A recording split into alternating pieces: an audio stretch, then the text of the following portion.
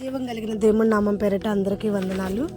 మరి ఈ Lent days శ్రమల కాలంలో మనం ఉన్నాం కాబట్టి అనుదినము దేవుడితో సహవాసం చేస్తూ మనం ఉన్నాము. మరి అనేక మెట్టులు మనం పడిపోయిన స్థితిలో నుండి మనం పైకెక్కే ఆశీర్వాదమైన ఈ ఒకళ్ళు వచ్చిననే మెట్టులు మనం ఎక్కుతున్నాం కాబట్టి ఏ స్థితిలో పడిపోయామో, ఏ పరిస్థితిలో పడిపోయామో ఆ స్థితి నుండి దేవుడు మనల్ని విడిపిస్తున్నాడు. మనందరినీ కూడా, మనతో పాటు వింటున్న ప్రతి ఒక్కరిని కూడా దేవుడు వాళ్ళున్న లోయలో, వాళ్ళు పడిపోయిన లోయలో నుండి వాళ్ళని పైకెక్కిస్తున్నాడు. కాబట్టి ప్రతి ఒక్కరం కూడా క్రమం తప్పకుండా, ప్రతి ఒక్కరం కూడా ఈ వాక్యాలు ఏడ మిస్ అవ్వకుండా ఈ 40 రోజులు 40 మెట్లు ఖచ్చితంగా చూడాలి. ఇవి చూసినప్పుడు దేవుడు ఉన్నతమైన ఆశీర్వాదాలతో మనం పొందుకుంటాం. మరి ఈ 40 మెట్లు మనం ఫస్ట్ నుంచి చూసుకుంటూనే వచ్చాము. యేసు ప్రభు ఉపవాసం, అలాగే నోవహు నీళ్ళల్లో రక్షింపబడుట, మోషే దేవుడి చిత్తాన్ని తెలుసుకునుట, ఇశ్రాయేల్ ప్రజలు ఓటాన్ని విజయంగా మార్చుకునుట, సౌలు కొరకు దావీదు ఏడ్చుట, అలాగే బత్షెబ కుమారుడు కొరకు మరొక కుమారుని నియమని దావీదు ఉపవాసం ఉండుట, ఏలియా శక్తికి మించిన ప్రయాణం కొరకు, అలాగే హెజ్రా తన ఒక ప్రజల రక్షణ కొరకు, నెహెమియా పాడైపోయిన పాకారాల కొరకు, ఎస్తేరు తన జాతి కొరకు, దానియేలు దేవుడు ఒక చిత్తం కొరకు, ఏవేలు పశ్చాత్తాపడి తన వద్ద ఉన్న శాపాన్ని తీసివేసుకునేందుకు, యోనా దేవుడు వద్ద క్షమాపణల కొరకు, తర్వాత మళ్ళీ హెజ్రా తన ఒక ప్రజలు తప్పిపోయిన ప్రజలను తీసుకొచ్చి ప్రజల్లో కలుపుకుని దేవుడికి వ్యతిరేకమైన వివాహాలు చేసుకున్నప్పుడు దాని నిమిత్తం ఉపవాసం ఉన్నప్పుడు వాళ్ళ తప్పులు వాళ్ళు సరిదిద్దుకున్నారు. అలాగే దానియేలు దేవుడు దర్శనాల కొరకు ఉపవాసం అంటాం. ఇప్పటి వరకు కూడా 15 మెట్టులు మనం ఎక్కి ఉన్నాం.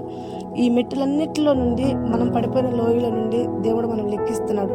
15 మెట్లు మనం పూర్తి చేసుకున్నాం. 16 మెట్లోకి మనం వెళ్తున్నాం. మరి మెట్లోకి వెళ్ళేటప్పుడు మనం చిన్న ప్రార్థన చేసుకుని వెళ్దాం. ప్రేమ కనికరమ కలిగిన మా దేవ, మా స్తుతులకు పాత్రుడైన తండ్రి, స్తోత్రాలు కూడా నీకు వందనమయ్యా. గడిచిన 15 మెట్లు మమ్మల్ని పూర్తి చేయించారు ప్రభా. మాది 16 మెట్లోకి మేము ఎక్కుతుండగా నీ కృప, నీ సన్నిధి, నీ సహవాసం మాకు తోడుగా ఉంచండి. దుష్టుడైన అపవాది నేను మెల్ల మమ్మల్ని పడేట్టుకుదా తండ్రి నేను ప్రయాసపడుతుంటాడు.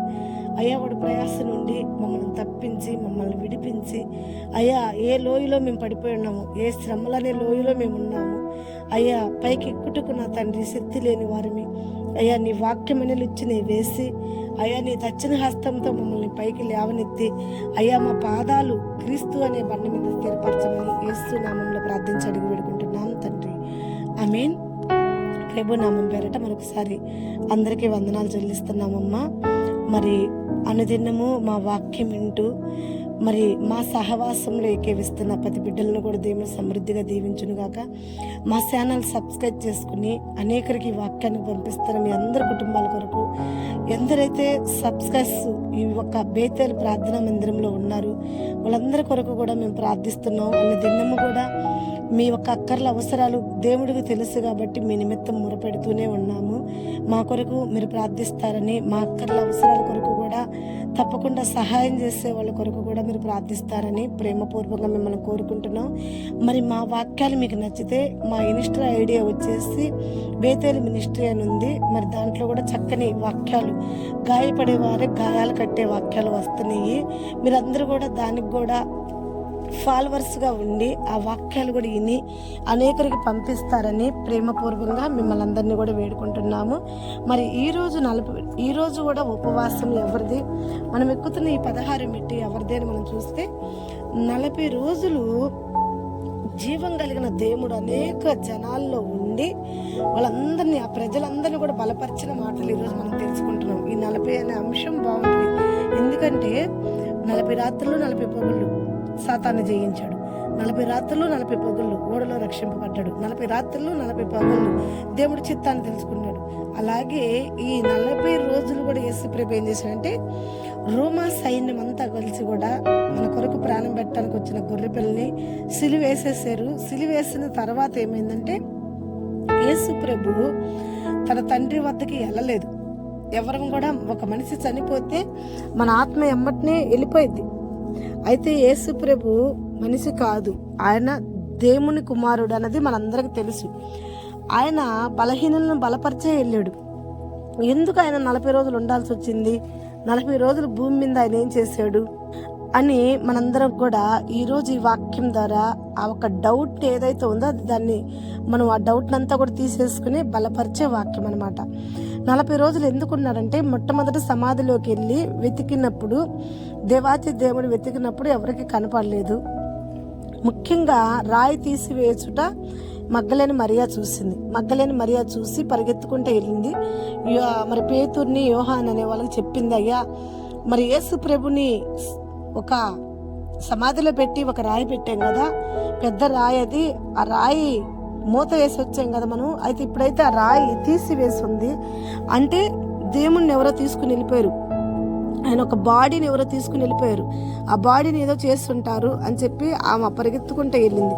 పరిగెత్తుకుంటా లోపలికి వెళ్ళి చూడకుండా నేరుగా రాయి తీసి ఉంది కాబట్టి బయటే వాళ్ళ కాడికి వెళ్ళిపోయిందని చూపిస్తున్నారు. అయితే అలా వెళ్ళినప్పుడు వాళ్ళల్లో కొందరు వచ్చి గబగబా పరుగున లోపలికి పోయి చూశారు. వాళ్ళకి ఏం కానరాలేదు. కానరానప్పుడు వాళ్ళు ఏం చేశారంటే వెళ్ళిపోయారు. అంతన ఇక్కడ లేడు, వెళ్ళిపోయారు, ఎవరో తీసిపోయారని. అయితే మరలా ఏమేం చేసిందంటే, అట్లా వెళ్ళిపోయాడు, నా దేవుడిని ఎవరు తీసిపోయారని చెప్పి ఆమె కన్నీటితో ఆడ ప్రార్థన చేస్తున్నప్పుడు జీవం కలిగిన దేవుడు వెతికింది కాబట్టి దొరికాడు. అంతే, వాక్యం కూడా అదే సెలవిస్తుంది, నన్ను వెతుకువాడికి నేను దొరుకుతా. మనం పైన చూసి నొగ్గుదంటే ఏం దొరుకుతాడు? పైన చూసి నొగ్గుదల్లా. మొదట వాళ్ళని పిలుచుకొచ్చింది వాళ్ళు ఏమైనా చూస్తారని, వాళ్ళు చూడకుండా పైన చూసి వెళ్ళారు కాబట్టి ఏమీ లోపలికి వెళ్ళింది. లోపలంతా వెతికింది, ఏడుస్తుంది కూర్చుని భయంకరంగా. ఏడుస్తున్నప్పుడు దేవుడు వచ్చాడు, చెప్పాడు, నేనున్నాను, భయపడగాక, నేను ఇంకా నా తండ్రి వద్దకు వెళ్ళలేదు, ఇలా బలహీనంగా ఉన్న వాళ్ళని బలపరిచి వెళ్దామని చెప్పి నేనున్నానని చెప్పి దేవుడు అంత మాట్లాడాడు. అక్కడి నుంచి మొదలుపెట్టాడు బలహీనంగా ఉన్న వాళ్ళందరినీ బలపరుచుకుంటూ, దేవుడు ఆయన చిత్తాన్ని బయలుపరుచుకుంటూ, దేవుడు ఆయన రాజ్యంలోకి నడిపించడం కొరకు వాళ్ళ వద్ద దేవుడు పదే మాట్లాడుతూ వచ్చాడనమాట. చూడండి, ఒక అనుమానపు తోమ వచ్చి నా ఏళ్ళు పెట్టి నేను చూస్తే గానీ చెప్పలేనన్నప్పుడు అనుమానపు తోమ అనుమానాన్ని తీర్చేసాడు. శిశువులందరూ పోయి దాంకుంటే వాళ్ళందరినీ బయటికి పిలిచి వాళ్ళని బలపరిచాడు. నేను పరిశుద్ధాత్మగా ఉన్నాను, మీకు ఏ అపాయం లేదు, మిమ్మల్ని నేను కాపాడుతాను, నేను మిమ్మల్ని విడిచిపెట్టి అట్లేదు, నా తండ్రి వద్దకు వెళ్ళింది నేను కుమారుడుగా, కానీ పరిశుద్ధాత్మగా మీ మధ్య ఉన్నానని చెప్పి 40 రాత్రులు 40 పగళ్ళు వాళ్ళ మధ్య ఉండి బలహీనులందరినీ బలపరిచి మరలా దేవుడు తన రాజ్యము, తన చిత్తము భూమి మీదకి వచ్చిద్దని సువార్త ప్రకటించడం కొరకు తన ప్రజల్ని నిలబెట్టాడు.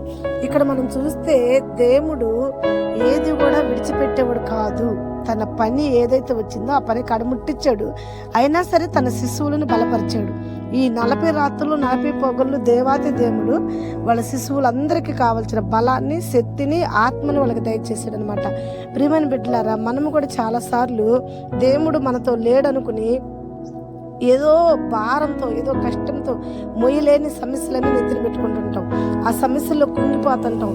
దేవుడు లేడు మన వద్ద, దేవుడు లేడంటే మనకు తెలిసిన విషయం ఏంటంటే దేవుడు లేడని ఆడవటం. కానీ మనకు తెలియని విషయం ఏంటంటే అన్ని దినము ఆయన మనతోనే ఉన్నాడు, అన్ని దినము ఆయన మనల్ని బలపరుస్తూనే ఉన్నాడు.